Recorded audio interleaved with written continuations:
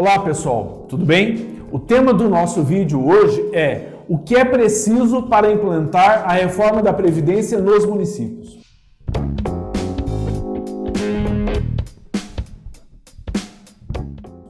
Eu já disse em alguns vídeos anteriores de que uma das alterações mais significativas da Emenda Constitucional 103 foi de que ela excluiu da sua aplicação imediata as regras de concessão de benefício aos servidores vinculados aos regimes próprios de previdência de estados, do Distrito Federal e dos municípios. Coube, então, a decisão política administrativa aos municípios, aos dirigentes dos regimes próprios, aos prefeitos municipais e aos membros do Legislativo a implantação da reforma da Previdência nos municípios.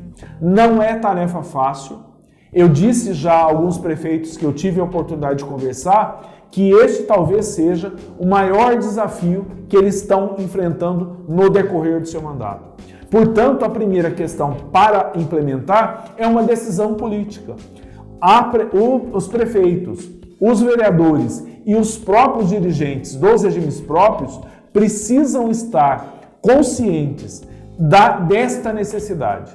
Por que é necessário ou não é necessário a implantação da reforma da Previdência neste município?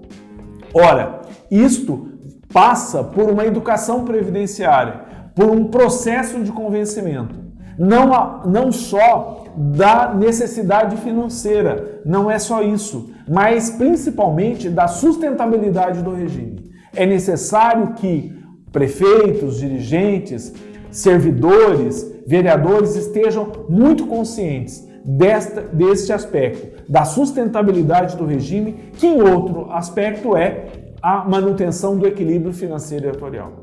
Aproveitando, pessoal, gostaria de pedir para vocês que se inscrevessem no nosso canal, que acionassem o sininho, que desse o seu like, desse o seu joinha, para que a gente consiga fazer com que esse vídeo chegue ao número maior de pessoas.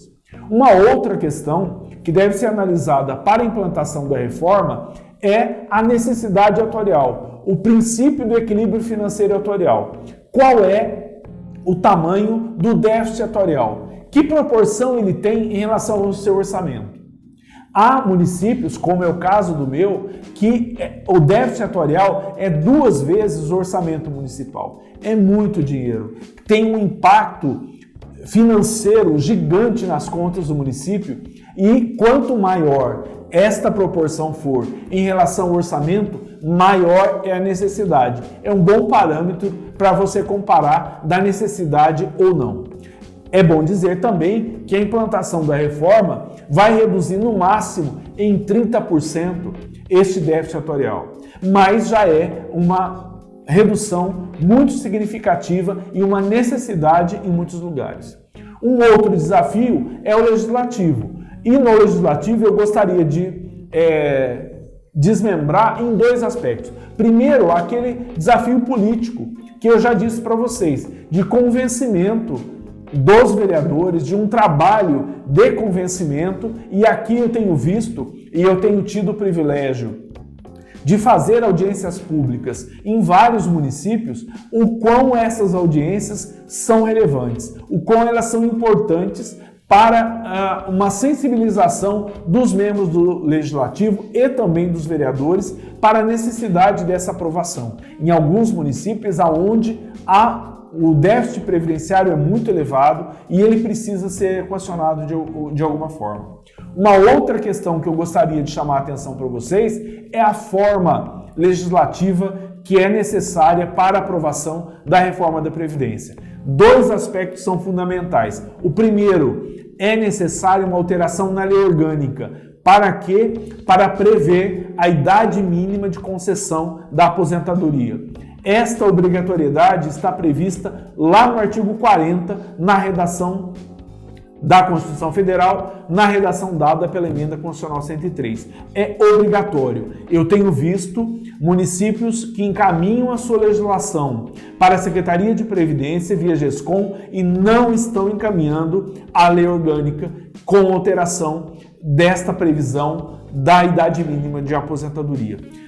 Aproveitando aqui, quando vocês forem fazer a revisão da lei orgânica prevendo essa questão, revise também a lei orgânica para verificar se há outros dispositivos da lei orgânica que foram excluídos através da reforma da Previdência, que eles estão incompatíveis com a reforma da Previdência.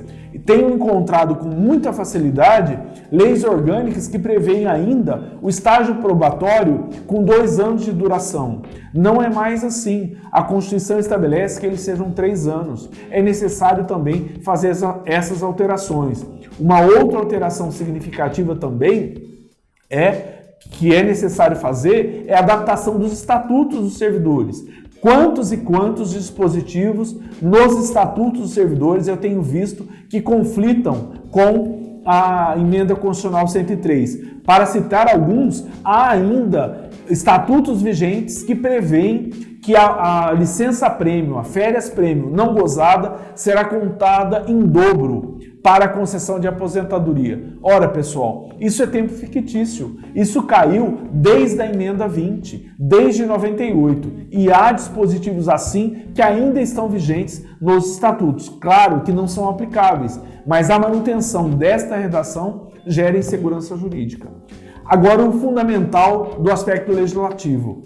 É necessário que os critérios de concessão de aposentadoria, os requisitos de elegibilidade, cálculo e reajuste estejam previstos em lei complementar. Tenho visto rejeição de parcelamentos pela Secretaria de Previdência porque a legislação municipal que aprovou a reforma da Previdência de forma errônea foi como lei ordinária. Parece apenas um formalismo na nomenclatura. Não é. A lei complementar exige quórum de maioria absoluta. O que é o quórum de maioria absoluta? É metade mais um do total de membros do Legislativo. Se a Câmara de Vereadores tem 11 membros, a lei complementar, para ser aprovada, ela precisa de 6 vereadores, do voto favorável de 6 vereadores. E a lei ordinária, quantos votos? Ela precisa da metade mais um dos membros do Legislativo que estejam presentes naquela sessão. Imaginemos, portanto, de que neste mesmo município, onde haja 11 vereadores, mas naquela sessão que vai aprovar a reforma da Previdência, estejam presentes apenas 8 vereadores. Qual será o quórum para aprovação da legislação, da lei ordinária? Será de 5 vereadores. Metade de 8, 4, mais 1, 5 vereadores. E qual será o quórum de aprovação da lei complementar? 6 vereadores. Portanto, independente do número de vereadores presentes, a lei complementar sempre terá um quórum privilegiado. Portanto, não é somente uma questão de nomenclatura, é uma questão de forma, mas é também uma questão de quórum importantíssimo e que a Secretaria de Previdência corretamente tem observado. Por hoje é só, um grande abraço, não se esqueça de deixar o seu like. Até a próxima.